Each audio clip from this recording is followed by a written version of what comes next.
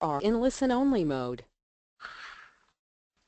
Okay, we're going to go ahead and start our presentation. I'd like to welcome all of you to the ISO 9001-2015 Preparing for a Successful Transition webinar. My name is Joseph Krolikowski and I am the Technical Director of Perry Johnson Registrars. Couple of notes for everybody. All participants are on mute, but we absolutely want to take your questions, so please use the question portion of the dashboard. We will address your questions at the conclusion of our presentation. A very common question that we get is, can we download the slides? Absolutely. The slides will be available for download shortly after we're finished. And also, this webinar and all other past PJR webinars is available for reviewing on our website under Previously Recorded Webinars. Our topics for today, we're going to discuss where these standards come from.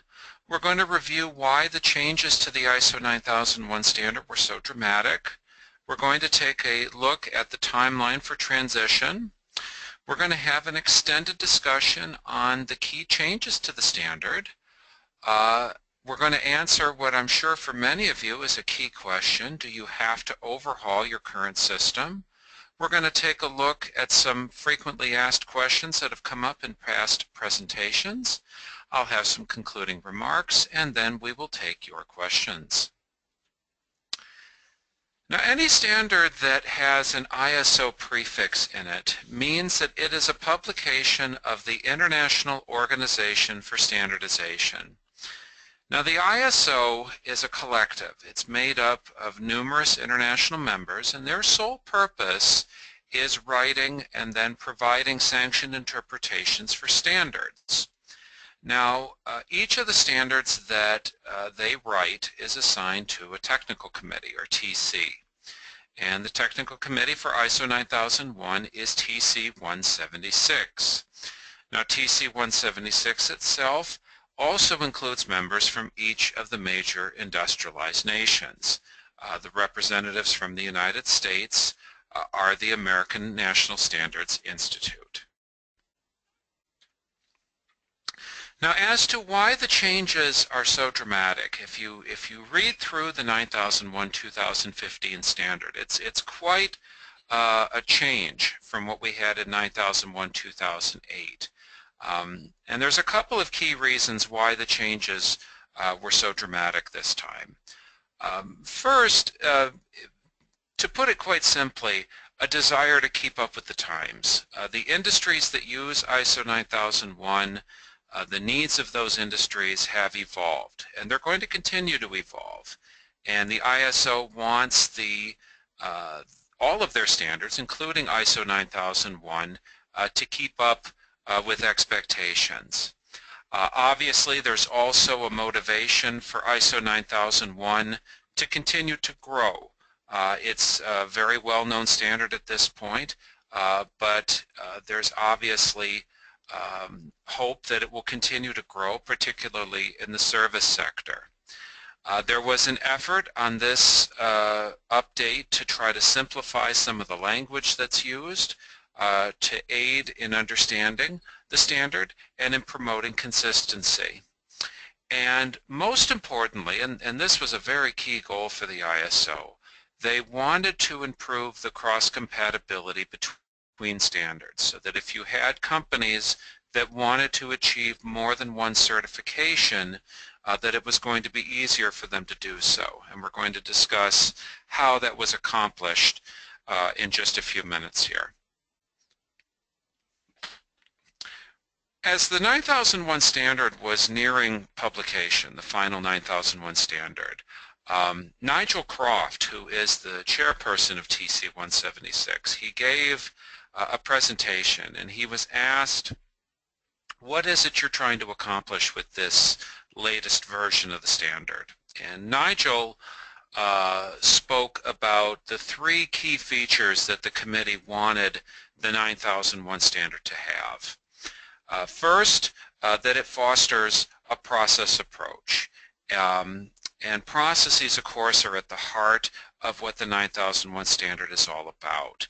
That things are done systematically, that processes are managed, that processes have goals, that processes help promote consistency. Nigel then went on to mention the Plan, Do, Check, Act cycle. And really, Plan, Do, Check, Act in and of itself is an extension of the thinking that goes into process approach, and the whole idea that we plan out our processes, we have controls for carrying out those processes, we have measures of effectiveness in checking, and that those things in turn lead to future improvements in those processes. The new idea for the 9001-2015 standard was risk-based thinking. And this whole idea of preventing undesirable outcomes. Now, as we're going to learn, that's not really such a new idea, but it's been taken to a new level in terms of its prominence in the standard. Obviously, process approach and Plan, Do, Check, Act go all the way back to the ISO 9001-2000 standard. Risk-based thinking is the new, but then again, not so new idea. Let's take a look at the timeline for the transition to the new standard, starting with a revisiting to where we've been. Back in June of 2013, the TC 176 committee published their committee draft. Now, the committee draft, probably nobody on our call today was privy to that. It was a very limited distribution document. It was intended for the committee members to be able to get a sense of where they were going with the standard, make sure that they were on the right path, and so forth. The committee draft was ultimately approved, and in May of 2014 we saw the draft international standard. Now, believe it or not, there were companies that purchased the draft international standard and began the process of implementing the requirements, which was obviously that's permitted, a little bit risky, but permitted. In this case, what we saw in the draft international standard was not terribly different from what came to be the final standard. The last step in the development process, of course, was the final draft, or FDIS. That came out in July of 2015, and the standard, the FDIS, of course, in very short order, led to the actual published standard in September of 2015, which was, of course, the standard that is now available for purchase. Now, looking ahead in terms of where we're going, in September of 2018, we will have all ISO 9001 2008 clients will have to have completed a transition to the new standard. ISO 9001 2008 will cease to be a viable standard as of that date. And so we do have a new standard. It was published September 15th, 2015. It's available for purchase from a variety of places, including the ISO itself. You can also get it on the ASQ website and a few other places. It represents the culmination of nearly 3.5 years of work, going all the way back to the issuance of Annex SL back in 2012. Now, by virtue of the fact that the 9001-2015 standard reflects a publication date of September 15th, 2015, the official cutoff for ISO 9001-2008 has been established as September 14th, 2018. So after that date, the 9001-2008 standard will no longer be a viable standard. It'll be an archive standard at that time. Now, What this means is that each certification body is going to have their own policy on how far they're going to go with auditing 9001-2008. Now we've actually put together an FAQ document on our website where we cover that. We're also going to be reviewing it a little bit later in today's presentation. Let's start now to examine the key changes. And really, any discussion of 9001-2015 has to begin with a discussion of Annex SL. Now, Annex SL has been referred to as the high-level outline, Annex XL. Annex SL, as the name implies, is an annex. It is an annex to a much larger publication from the ISO called ISO IEC Directives Part 1, Consolidated ISO Supplement, Procedures Specific to ISO. It is literally a standard on how to write standards, and it is available on the ISO website. It's actually one of the few standards that ISO makes available more or less for free that you can view directly on their website. And it walks you through that process of issuing committee drafts and final drafts and so forth. So Annex SL is a part of this document. And it was written back in 2012. It was the first step in this very long process for the ISO. And it was written by a special committee, the Joint Technical Coordination Group.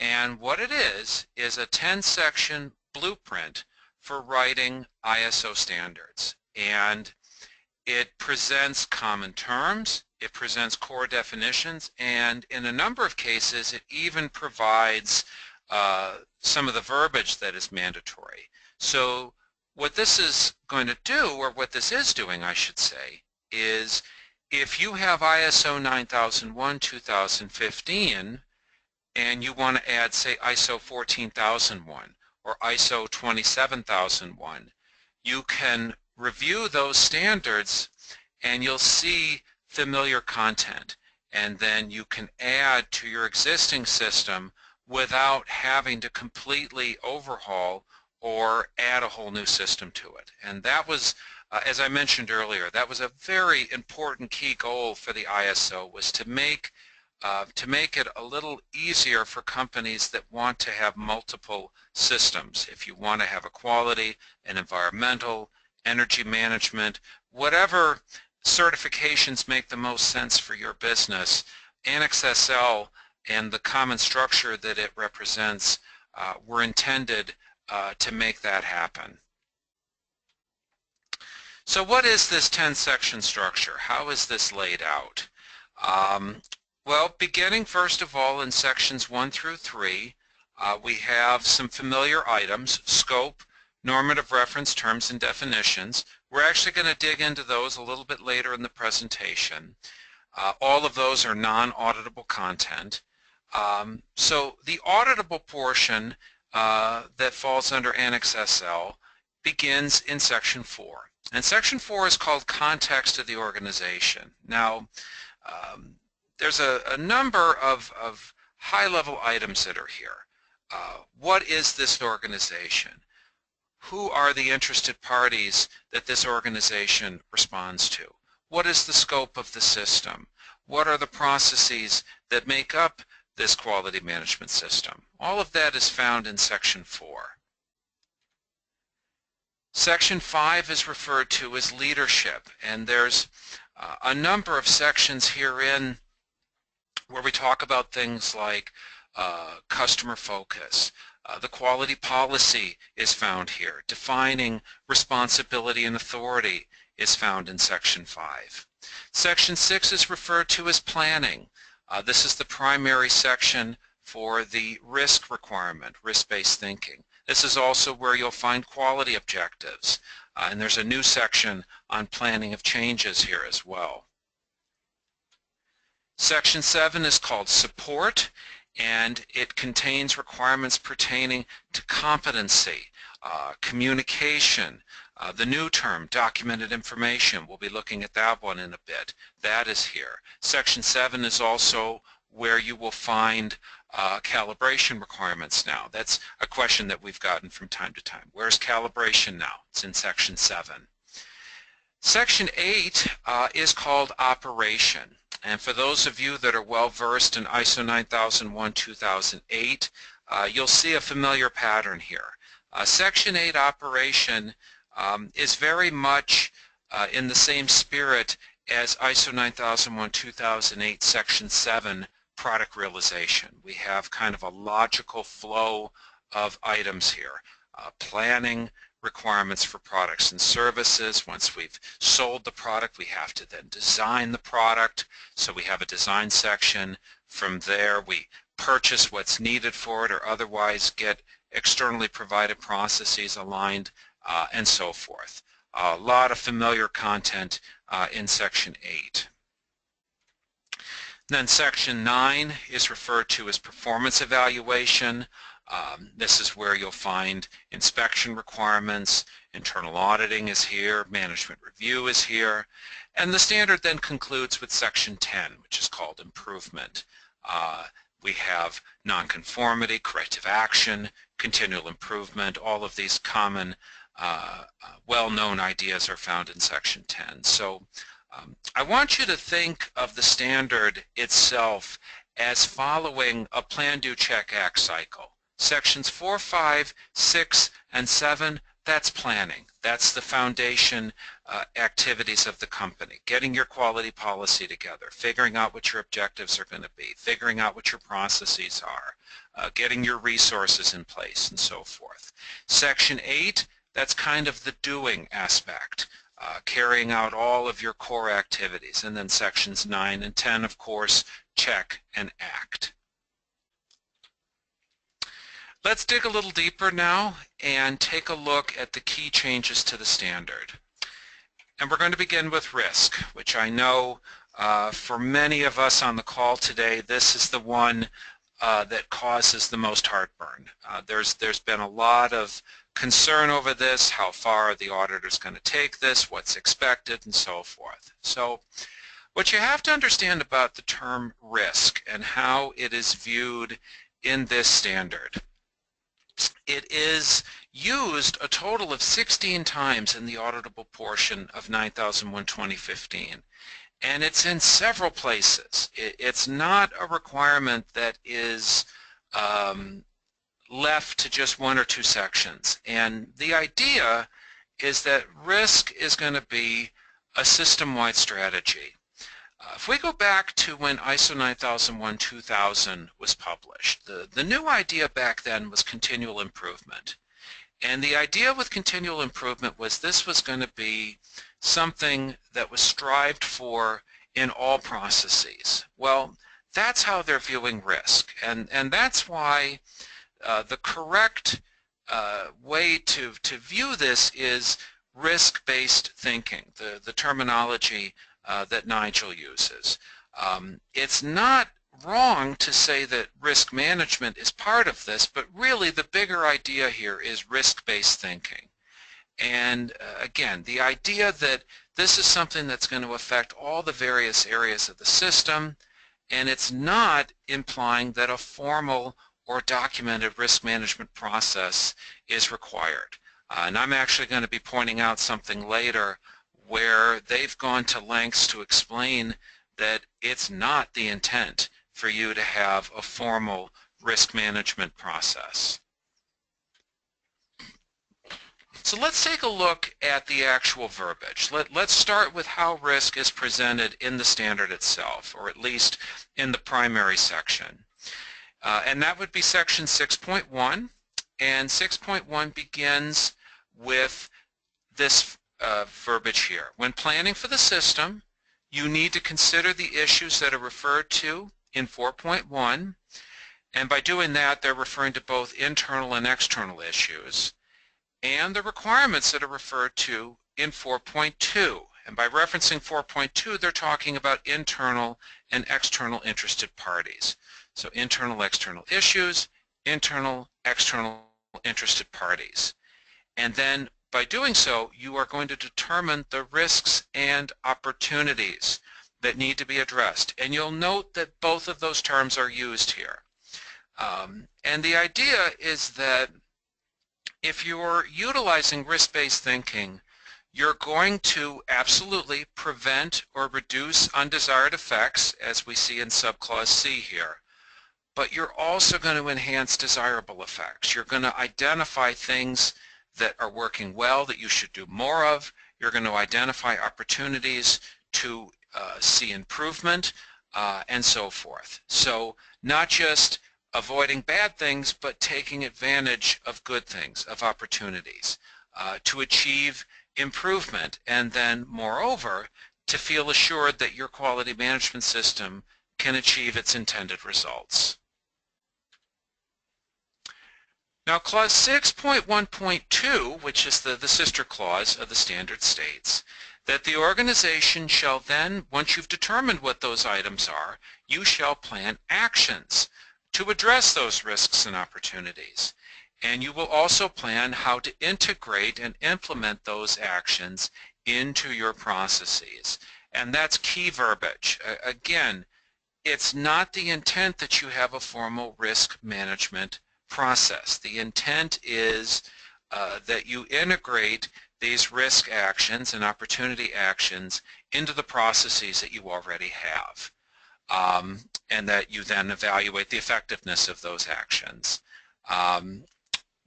We have some further notes here.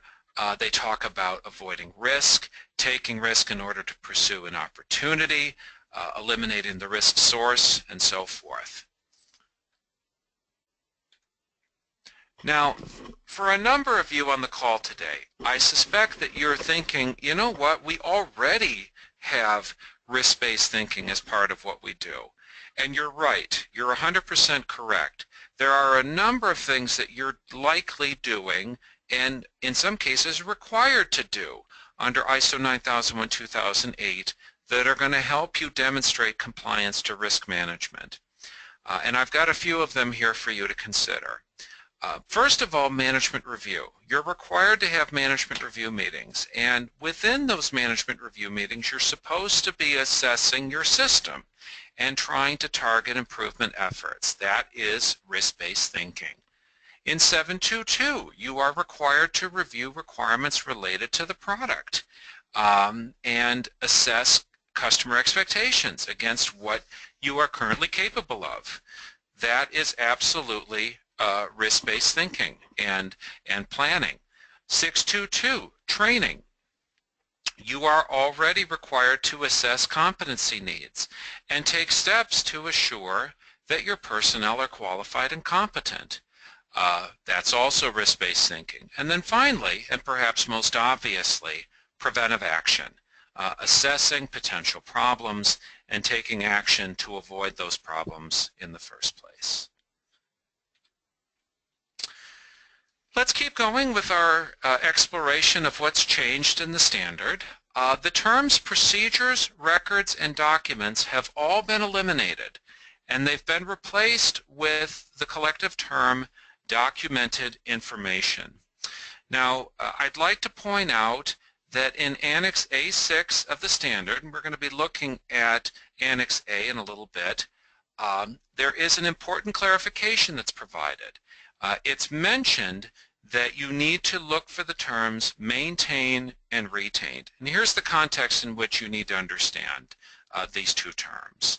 Maintained documented information, when you see that kind of reference in the standard, that is to be understood as a replacement for past references to document, procedure, or quality manual.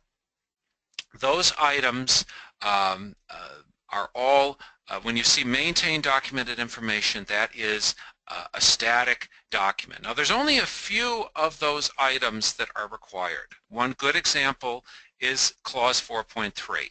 4.3 requires that the scope of the system be maintained as documented information. That's the actual verbiage that's used. Now retained documented information is a reference to records, though that phrase is now replacing all past references to record. Now obviously there's a lot more record requirements. One good example would be clause 933, which requires that records of management review be retained. So maintained documented information, retained documented information. All references to the term product now read as products and services. Now, this was really in place long ago. This goes all the way back to the 2000 version of the standard.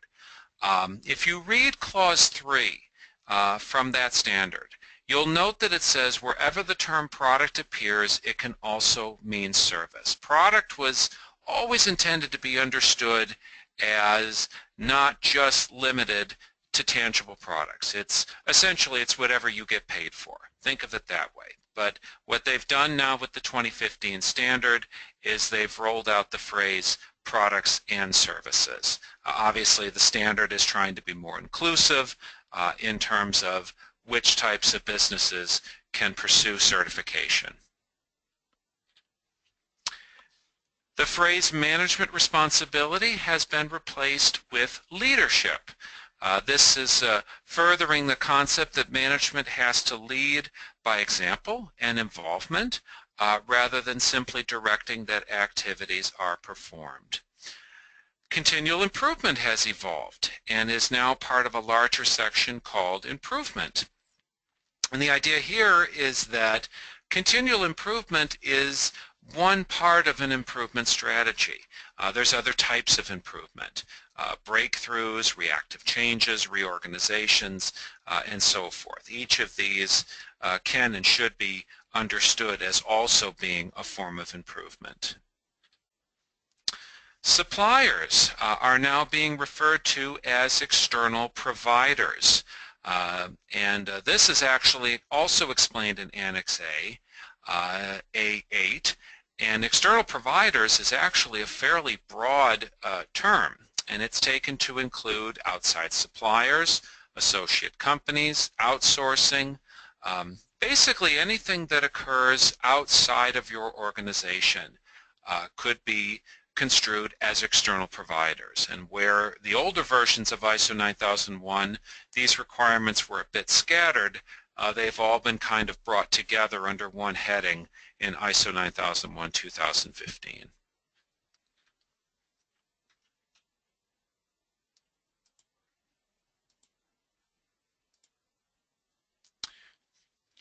As I mentioned earlier, there's no longer any mention of procedures within ISO 9001. And I'll now share with you that 9001-2015 does not require any procedures. In fact, it doesn't even require a quality manual anymore. And there is no mention of work instructions either. This has obviously been a very interesting development for a number of our clients. So we get asked, well, can I get certified without a quality manual? Can I get certified without any procedures? The short answer to that is yes, absolutely. The standard no longer requires them, therefore you can absolutely achieve certification without them. However, what are we going to be looking at as auditors? We're going to be looking to feel assured that your processes are consistent and effective. Now obviously a procedure is not the only way to do that, but it's a very common way. So for those of you on our call today, you need to ask yourself, how do the procedures impact what you do as an organization? If you are utilizing them as part of your processes and they serve a purpose, well then absolutely you should be able to keep them. If, on the other hand, you have a set of procedures that sit on your shelf and you use them on audit day and no other time, well, you might consider that these are no longer serving a useful purpose to your quality system. Obviously, that's going to be for each of you to decide. There is no longer a reference to a management representative within the standard. And this was also kind of an interesting change at the time. Now the implication is not that the responsibility itself has been eliminated, but the idea is now that the responsibilities of the management representative fall to top management itself. There's a very important clause in Section 5 where it talks about leadership needing to make itself accountable for the performance of the quality system.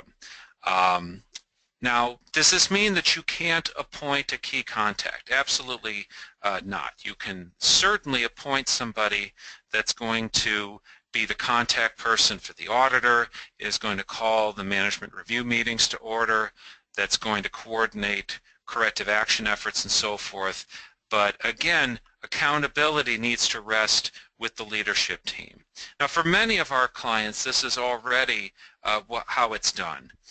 What's going to change, though, and what is intended is for those companies out there where the management representative does everything. They manage the entire system, and management kind of washes their hands of it and says, I'm not involved with this. That's going to change. That's no longer going to be permitted. There is no longer any reference to permissible exclusions in the 9001-2015 standard. They've been replaced with a designation of non-applicable. So organizations will be permitted to claim any clause from the standard as not applicable. Now, the validity of those designations will be looked at each audit, and that's no different than how we do things now. It's interesting to note, though, that technically the entire standard is up for exemption. Now, we've done an analysis, and for the most part, the only exemptions that are plausible are going to be rooted in sections 7 and 8. Now, your current method for documenting your exemptions is very likely not going to change from how you do it now, particularly if you're intending to retain your quality manual. ISO 9001-2015 includes a new term that is rooted in Annex SL itself, and that term is interested parties. This is a very important term, and it's important for you to understand the intent behind this term. Let's take a look first at the official definition. This comes from ISO 9000 itself. A person or organization that can affect, be affected by, or perceive themselves to be affected by a decision or activity. That goes on to give some definitions that include customers, owners, people within the organization, suppliers, and then some real interesting examples, bankers, unions, partners, and even competitors. Now, if you read section 4.2, which is the clause that contains this requirement, it states that the organization has to determine who their interested parties are. But it goes on to say that who are the interested parties that are relevant to the quality management system. Now, the idea is that your quality management system needs to consider relevant input requirements. This term, interested party, it's intended to broaden the scope of who those requirements might be coming from. Now, the reality is many of you, all of you, you're already doing this. You know who your interested parties are. You know who is relevant. This is now on the table as an auditable requirement. Okay, let's do some sectional analysis. And let's have a look at what are some of the key new questions that are being asked. Section 4, as we've looked at, who are the interested parties? What purpose does this organization serve? Does any part of the 9001-2015 standard qualify for a non-applicable designation? Section 5, is a leadership structure evident? Has management made itself accountable for the effectiveness or the lack of effectiveness of the quality system? Has leadership ensured that the quality policy and objectives are consistent with the strategic direction of the company? And we're going to be talking about strategic direction in another presentation. That's a very key term.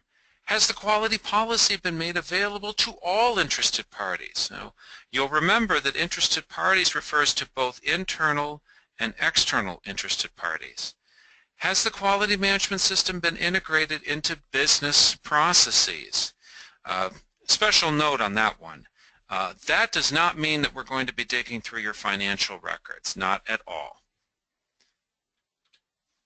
Section 6, has the organization considered risks and opportunities?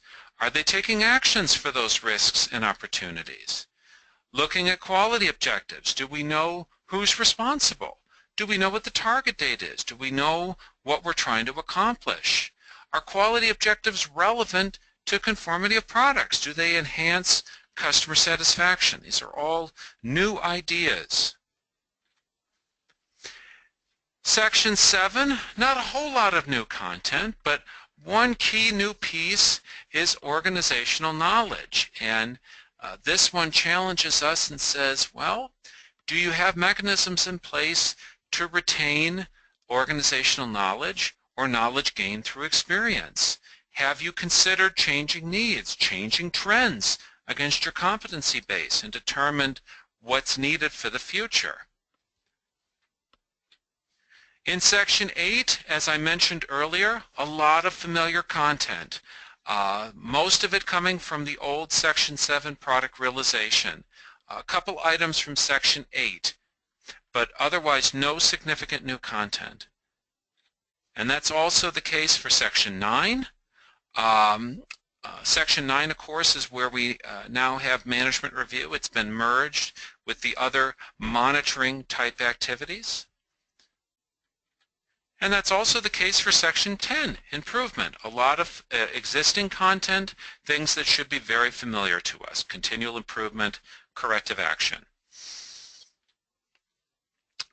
Now, my point with this is I want you to feel a sense of assurance that even though it's a new standard, a lot of what's in here is familiar. The changes really are minimal and manageable. Even risk on its own is not such a new idea if you consider that preventive action has been a part of the standard since it was first published. That's an old idea. So certainly risk-based thinking is new, but in terms of what you can do to fulfill that requirement, a lot of existing ideas. I want to give you a sense of the layout of the standard and a sense of what's where. So let's do a quick kind of cover-to-cover on this standard. Now, the standard begins with Section 0.1, which is called General, and it gives an overview statement. It discusses who the standard benefits. It introduces some of these core ideas, risk-based thinking, plan, do, check, act, and it gives official definitions for 4 terms that are used within the context of the standard. It talks about shall, which of course is a mandatory requirement, should, which represents a recommendation. There's actually no uses of the term should within the standard, within the auditable portion of the standard. May, which represents a permission. That term actually appears once in Clause 4.3, and then can, possibility or capability. And there are numerous instances of the term can within the standard.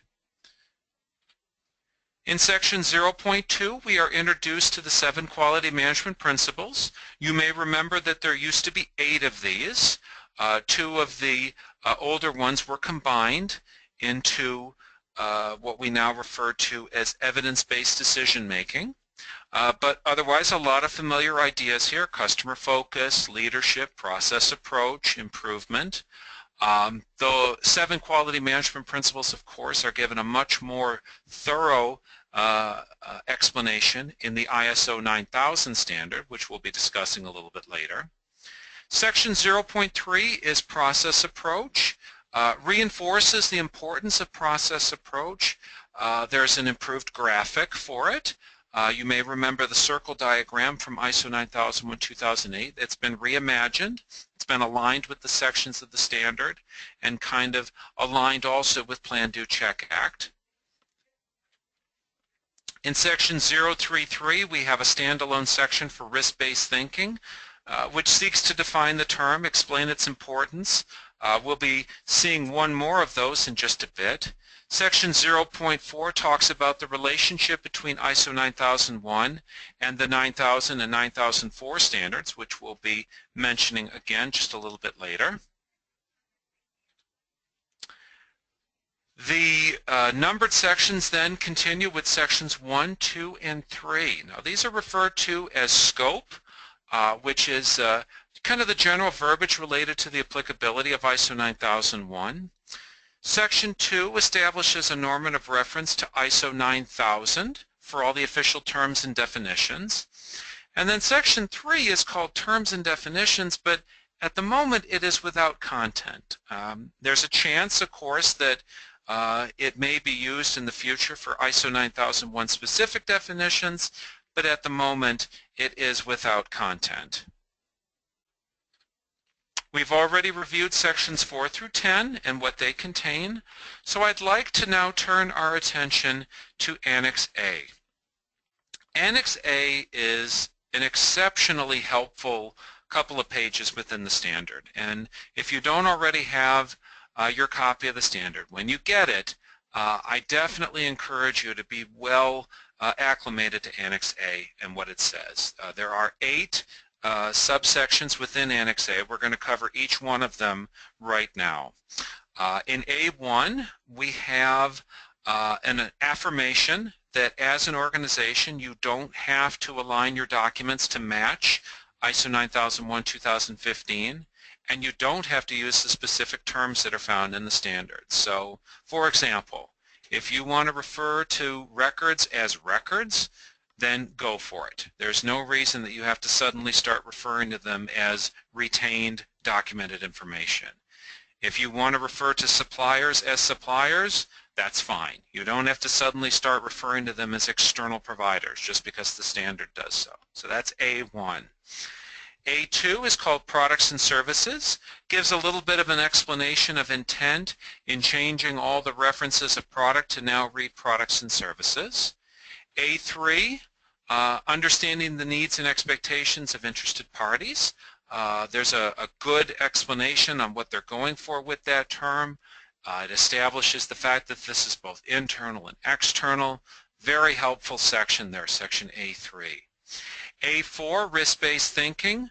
This is an extensive section intended to assist in understanding the concept, and it's right in section A4 that it's emphasized that you don't have to have a formal structure or process for risk management. And that's key because A4 is within the standard itself. They have made this official within the actual standard. You do not have to have a formal risk management process. So for all of you out there, if you have a consultant, if you have an auditor that tries to tell you that you have to have a risk management process, you can point to section A4 and say, no, I don't.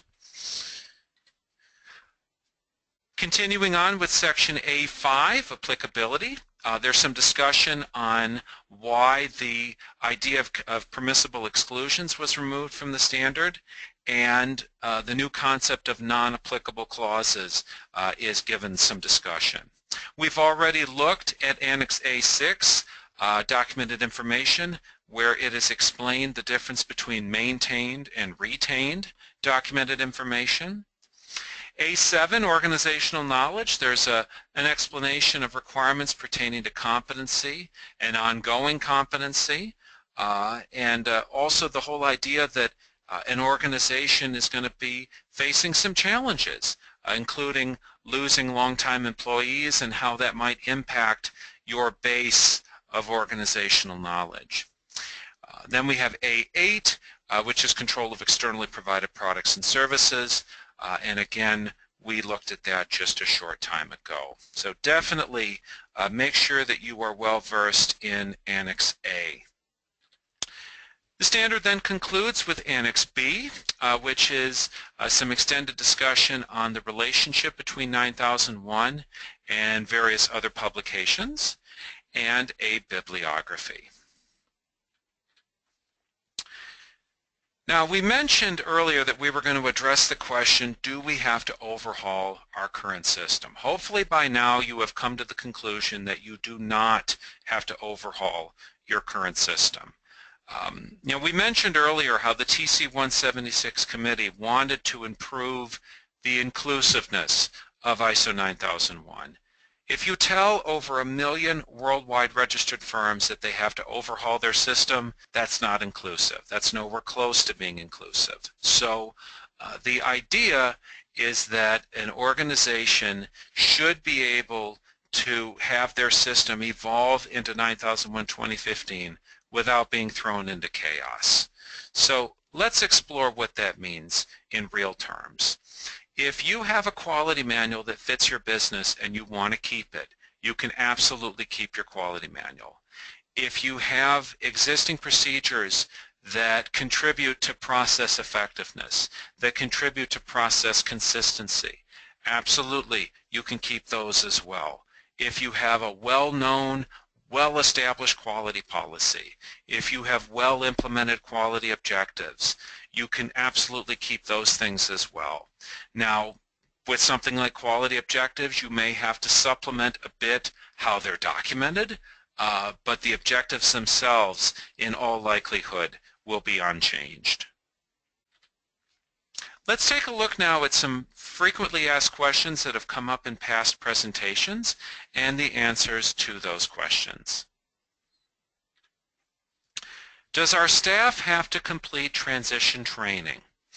Well, this is going to depend on the extent of revisions that you make to your system, but generally, yes, you will be expected to perform some type of transition training for your staff. At minimum, we expect that your staff is aware that there's a new standard and that you have assessed the impact of that standard on your processes and on your personnel. Now, it's entirely conceivable that the majority of your staff is going to feel no effect whatsoever from you transitioning to the new standard. Certainly, if you've got people that are in a production area, that are running products, those folks are going to feel no effects whatsoever for the most part. So it's all going to depend on how you approach your transition. Now, what about internal auditors? Do they have to complete transitional training?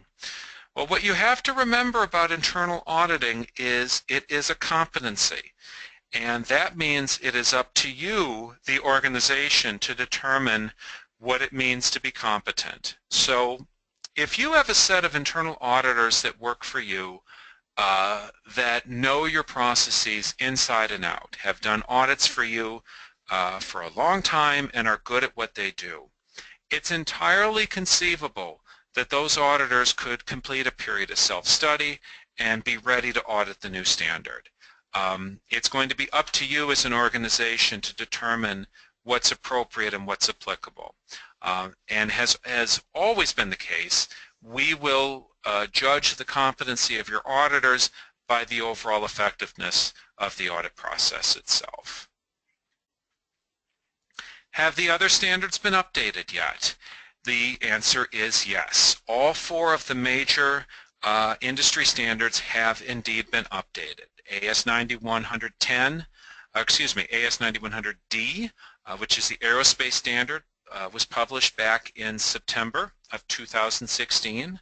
At the present time, we are still issuing certificates to both AS 9100C and AS 9100D.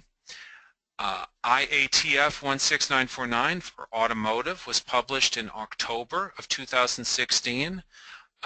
We are still auditing to TS 16949 2009, and we are working towards being ready to audit IATF 16949.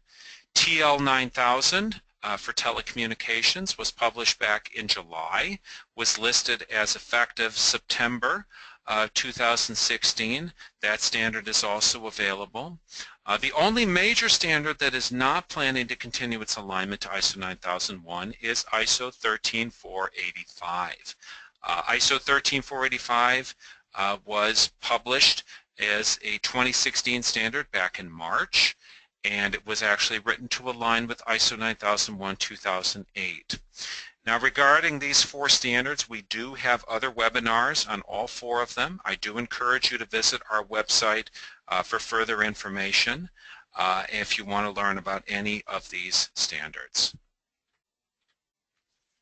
Should we get certified now or wait? Well, time is actually running out for companies that want to receive a new certification to ISO 9001-2008.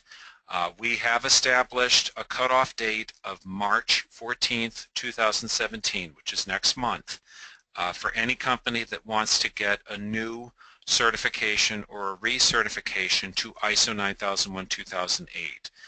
That date was chosen because it represented the halfway point, and also to ensure that our clients would have at least a year of certification prior to completing their transition. Now, as for surveillance audits to ISO 9001-2008, those will be available until May 14th, 2018. We've actually put together a special client memorandum for this topic. I would encourage you to contact your scheduler or sales representative for further information. What steps can we take right now?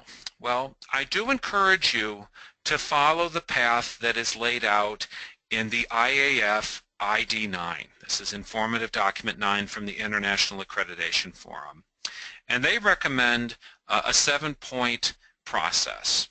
First, that you purchase the standard. Buy the standard and start reading it. Have the management team go through the standard and identify the gaps that need to be addressed. Write up a plan of implementation for those gaps. Assign responsibility for those steps.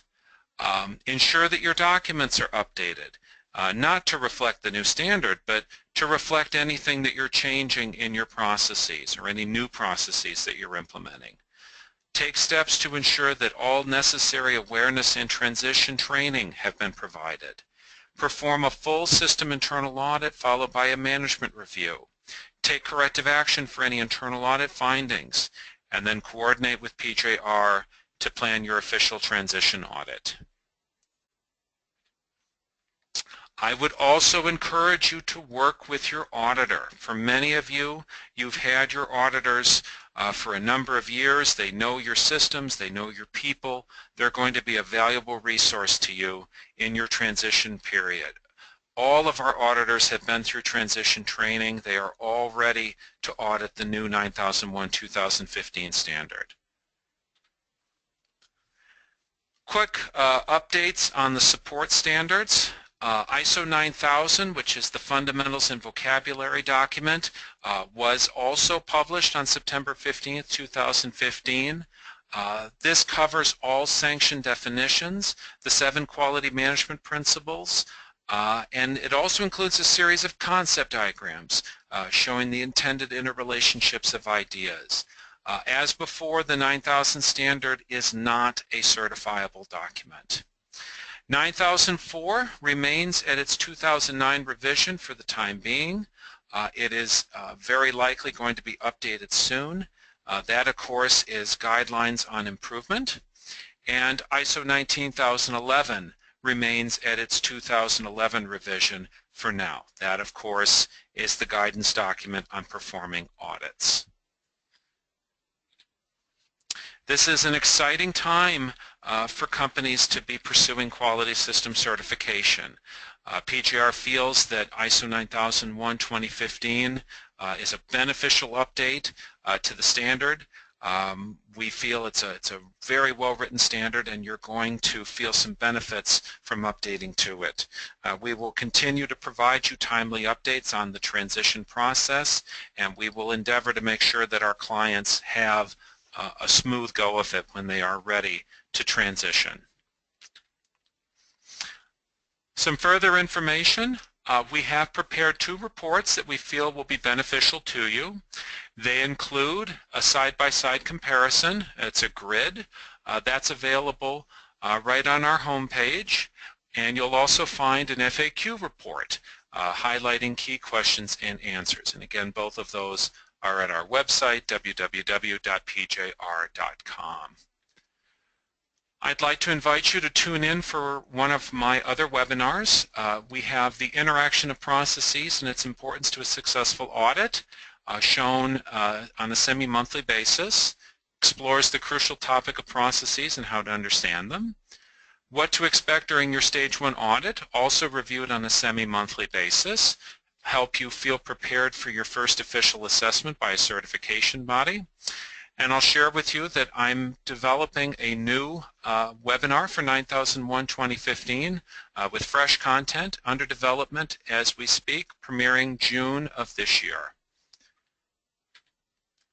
I'd also like to invite you to let us keep in touch with you. If you visit our website and give us your email address, you can opt in for future updates on 9001 and other points of interest. So again, on our website, at the bottom of the page, input your email and click subscribe. I do thank you for your time today. I'm going to go ahead and grab the questions from the dashboard. And let me take it at the top. Okay.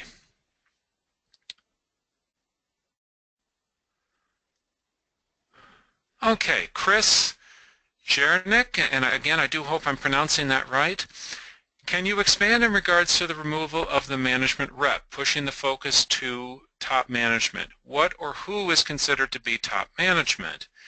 Is the head of quality top management, or is the owner top management? Well, Chris, that's going to depend very much on how the organization is structured. One thing I will share with you is it's intended to be a collective term. It's intended to be a term that covers a lot of ground. So if we have a company with 50 people and we are told that there is one person that represents the leadership of the organization, we're going to potentially be concerned about that. We're going to want to know how that was concluded. It's not to say that that can't be the conclusion, but the presumption based on how the term is utilized is that it's going to be more than a single person that is accountable for the effectiveness of the system. So, and again, you've also got to remember that it's got to be people that are in a position of authority. These are the ones that are making themselves accountable for the effectiveness of the system.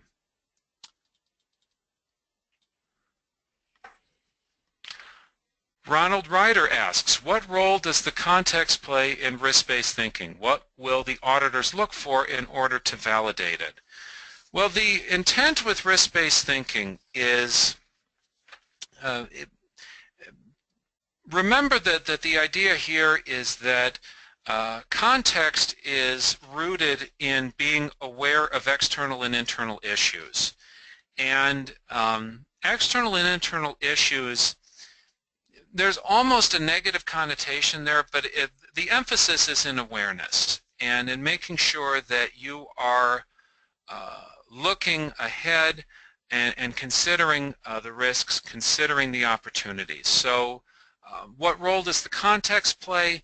Only to the extent that the auditors will be looking to see that you have a process in place for being aware of issues. And there's a lot of ways that that can be approached. We're getting some questions on copies of the presentation.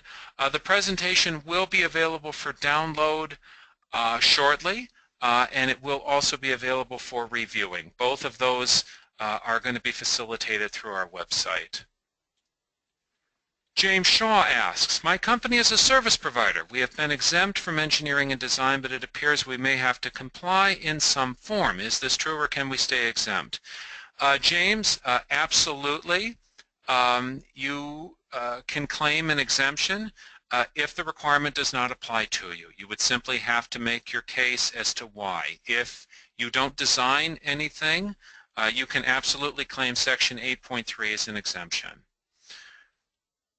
Corey Allen asks, how are interested parties different from stakeholders? I would opine, Corey, that in all likelihood those two terms are not at all different in terms of what's intended. Corey Allen then goes on to ask, is top management required to go through transitional training to the 2015 version? Well, I would say that it would be difficult for a company to say that they've met the new requirements if management is not aware of what those new requirements are. So does it have to be formalized transitional training? No.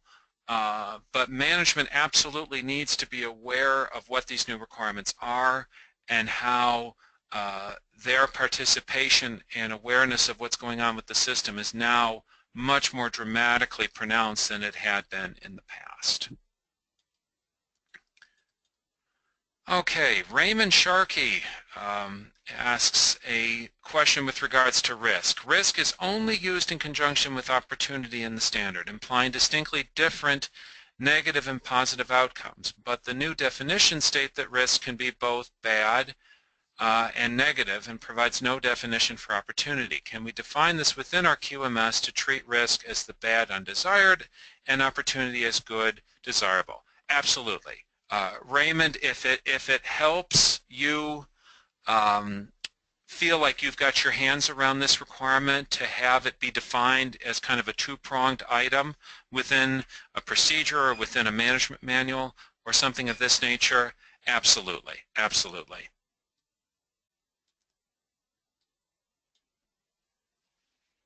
Okay.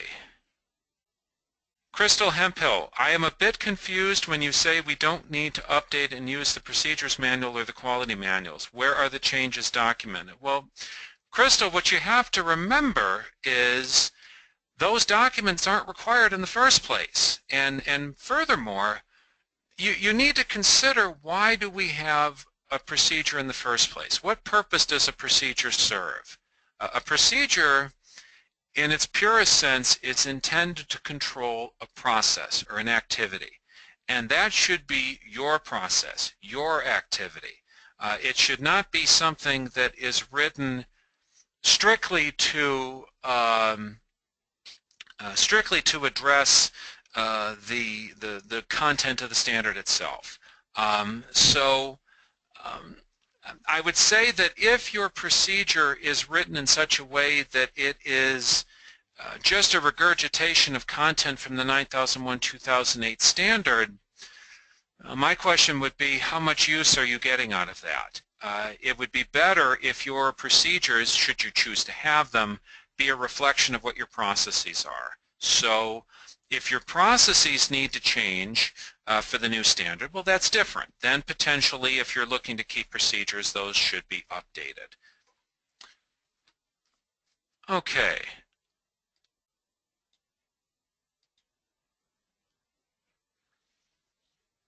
Okay, Fang Shu, I do hope I'm pronouncing that right. Are we going to be having any IETF 16949 webinars? Yes. Will a side-by-side comparison be available between the new and old standard? For the most part, the side-by-side comparison that you have for 9001-2015 should do the trick, but we'll look into that. Tim Lyons asks, how deep do we need to go to gather evidence for ensuring the integration of the quality management system requirements into business processes? Tim, the short answer with that is you want to look to see, are some of the high-level activities of the 9001 standard, do they permeate business activity? So things like revision control on documents, control of records for retrievability, competency records.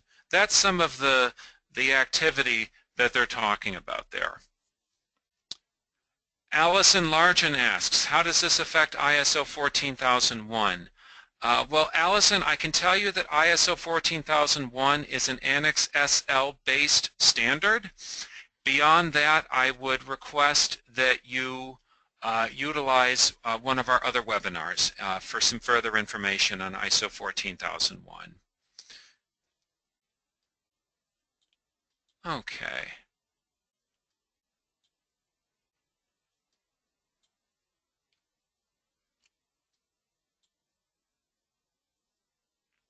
William Acuna asks, if a quality manual and procedures are no longer required, what will auditors use to audit a company's QMS? Well, quite simply, you will audit the processes. And you have to remember that audits are not intended to be just rooted in procedures. We audit in a number of ways. We talk to people, we sample records, we sample what we can see within the audit itself. It's not simply reading a procedure and saying, well, are you doing what's in the procedure? That's certainly one way to approach it, but it is not the only way. So when I audit an organization, if I'm speaking to somebody in one area, I'm going to speak to multiple people, and hopefully they're all going to tell me the same story. When I pull records from an activity, I'm going to pull multiple records, and hopefully they're consistent. The idea is when I do an audit, I'm not relying on procedures. And indeed, if you think about it, 9001-2008 only required 6 procedures in the first place. There's a lot more ways to control a process than simply having a procedure. We need to get past procedures. Okay. Sue Gill asks about AS 9120. Sue, I will make a note of that. We don't have any material available just yet, but we can absolutely work on that. Cindy Beatty asks, do I have to complete design FEMAs to satisfy risk-based thinking? Well, Cindy, that's certainly one approach, but it is by no means mandatory. I would say that you, as an organization, you will want to consider the approach to risk-based thinking and risk actions in the manner that makes the most sense to you. But please don't be under the impression that design FEMAs are going to be mandatory. Michelle Raymaldo, I know I pronounced that wrong, I'm sorry. In regards to exclusions in the new revision, where it was only under design, can you elaborate more on what can now be excluded? Well, Michelle, the idea here is that there are going to be some other areas that may potentially be exempted, potentially. I'll give you 2 good examples. Section 7.1.5, which is called Monitoring and Measuring Resources. That's the new home of calibration. If an organization has no measurement resources whatsoever, no measurement traceability, potentially 7.1.5 could be considered for exemption. In terms of other areas, certainly 8.3, design and development. If you don't have a design process, I suppose it's possible that an organization could exist without external providers. And so Section 8.4 potentially could be considered for exemption in that circumstance. Toru Kikuchi asks, are there copies of the standard available in different languages? Yes, there are. I would say if you start at the ISO website, iso.org, you should be able to find what you need there.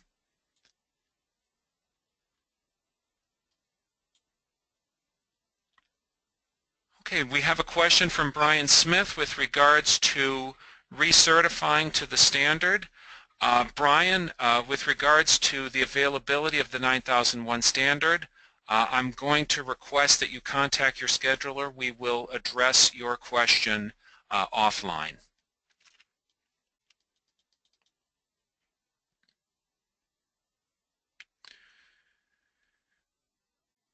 Andrew Broadbent asks, has consideration been given to removing the word quality From ISO 9001 title itself. Quality has connotations back to conformity of product and quality being a separate function or facet to running your business.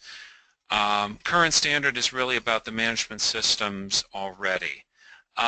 Interesting point, interesting question. I would say no, I don't think the term quality is going anywhere, only because when we look at other standards like ISO 14001, that's understood as environmental management systems, ISO 50001, energy management systems, and so forth. So I get where you're coming from, but I don't think they're going to be eliminating the term quality.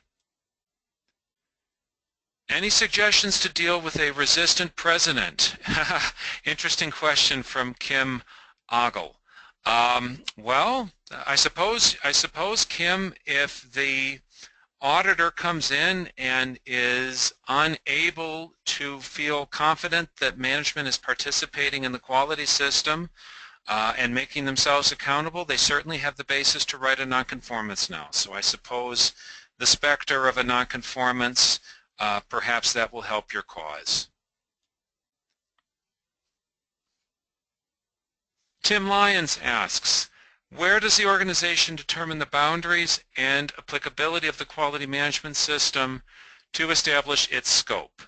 Would it be in a quality manual document or a process flow chart? Well, Tim, again, that is for the organization to decide. If they choose to keep a quality manual, if they choose to define their scope in some other medium, that's completely at their discretion. Renee Lyles asks, we don't have to have a quality manual, but we do have to document our processes. No, Renee, actually you don't have to document your processes as in have procedures or things of this nature. You are required to have control over your processes. You are required to ensure that your processes are consistent and effective. Chris Zernick asks, is the elimination of procedures, etc., counterintuitive to the knowledge management that was mentioned earlier? Chris, I believe you're referring to the organizational knowledge clause, section 7, in section 7. And to address your point, what organizational knowledge refers to is you have to have a way to retain organizational knowledge and achieve conformity of products and services, maintain that knowledge. Now there's ways to do that that are different than procedures. You can develop training programs, you can have cross-training. Again, there's more ways to achieve sharing and retention of knowledge than simply writing procedures.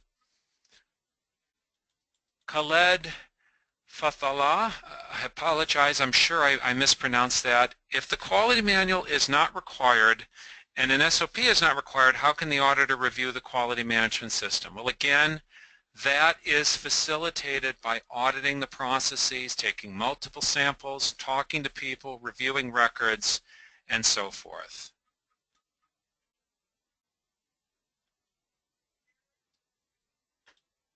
Ted Pena asks, how does document control factor into the new standard? Is this considered part of risk management?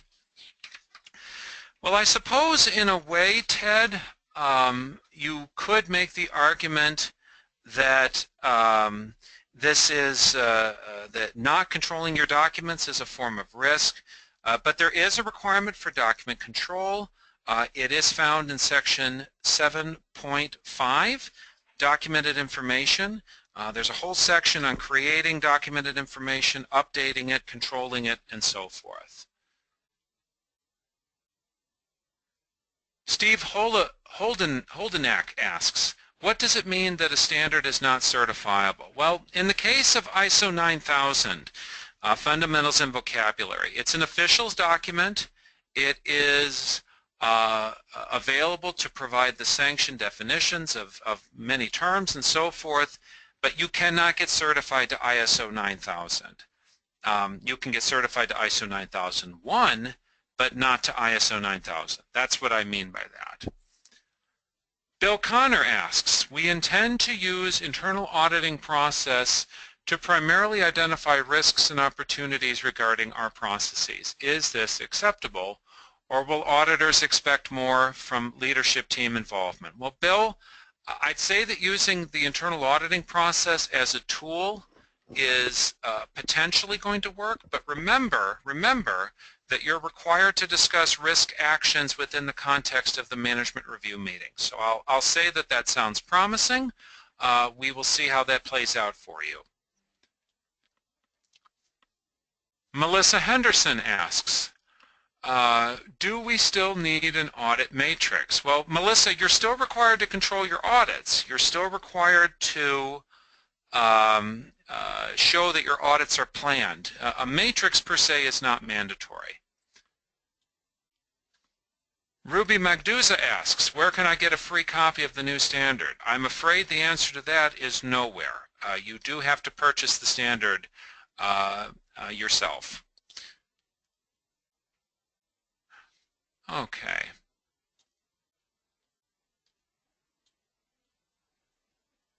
Sandra Stone asks, does this seminar qualify for training certificate or acknowledgement? I'm afraid not, but we do have a training seminar that's available on our website that does result in a certificate being issued. Nancy Rosaldo Gonzalez asks, where on the PGR website can we download the presentation? Please look under previously recorded webinars.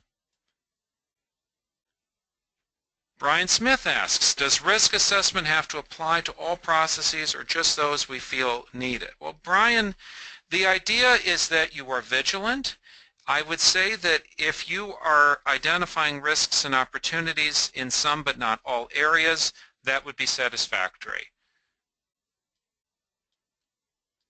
Vince Bestecki asks, I know I pronounced that right, if you decide to keep a quality manual, does it need to be renumbered to match the 2015 standard, or would a comparison of changes be sufficient?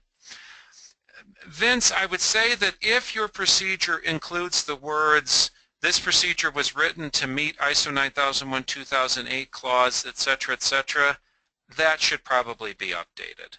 But in terms of the content itself, the process that you take, that is entirely at your discretion. Denise Baker asks, we decided to keep our current documentation structure in place and create a matrix to align current SOP work instructions against the new standard. Are there problems with that decision? It's kind of similar to what Vince just asked me. Potentially that would work. Again, if it's referencing the clauses directly, that may or may not be an issue. I would want to look at that directly to make a final decision. Emily Asplund asks, how will this impact audit checklists to ensure consistency with auditors? If you are using a clausal checklist, that will, to facilitate your internal audit process, that checklist would very likely have to be updated. Now, I want to emphasize to you, Emily, remember that you are supposed to be doing process audits, not elemental, but process audits. So hopefully your audit checklists are rooted in your processes already.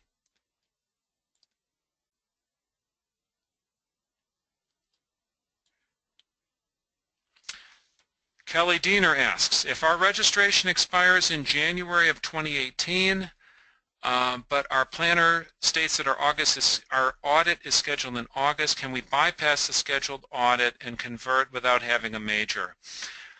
Kelly, I'm going to request that you contact your scheduler and we will address your question offline. Cindy Beatty asks, won't our customers still expect to receive a document such as a quality manual to show our system? Well, that's possible.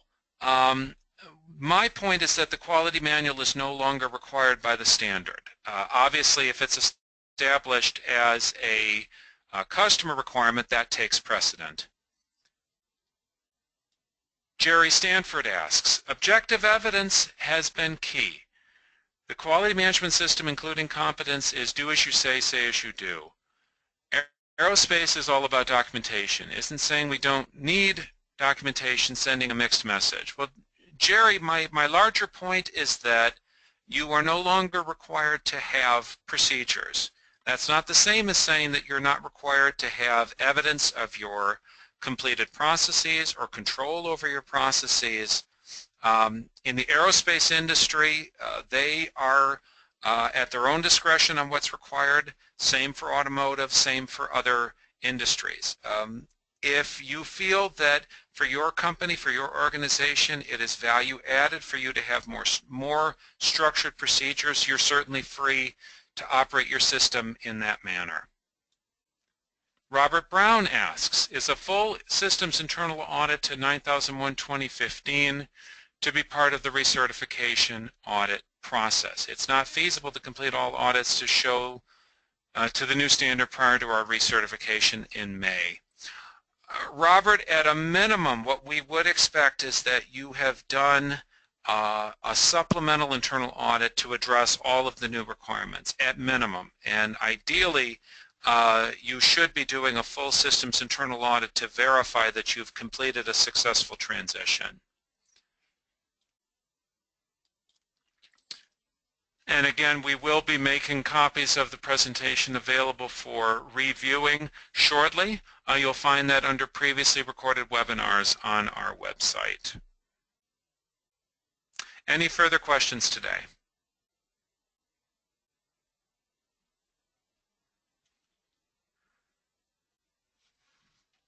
When Gail Carrington asks, when performing an audit with an employee, is it a conflict if the manager is explaining the process? I'm assuming that you're meaning in the context of a third-party audit, not if the auditor asks the manager for an explanation. Jose Ramos asks, what is the average cost for changes? Jose, cost information, I'm afraid, is not something I can discuss on the presentation. I can direct you to discuss that with your scheduler. I beg your pardon, we have a question from Joanne Robinson. Where can we get new reference manuals for the new standards? We do have some publications on our website pertaining to comparing the old and the new standard, the FAQ document. Those are both available direct on our website. Anything more extensive than that, we don't have at this time.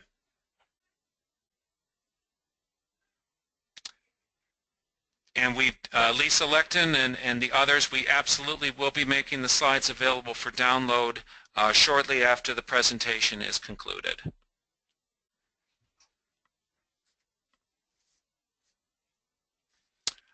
Eduardo Martinez asks, we have 2 cars that are no longer valid in the new 2015 standard, but we are transitioning before the corrective actions can be fixed. Can they just be ignored or must they be addressed? Interesting question, Eduardo. I would want to look at your case specifically. I would direct that question to your auditor, to the auditor that's going to be coming back to review this information with you. Lisa Lecton, the website, where are the slides? They're available under previously recorded webinars on the right-hand side of the screen. Okay, that is our time for today. Thank you. Have a great day.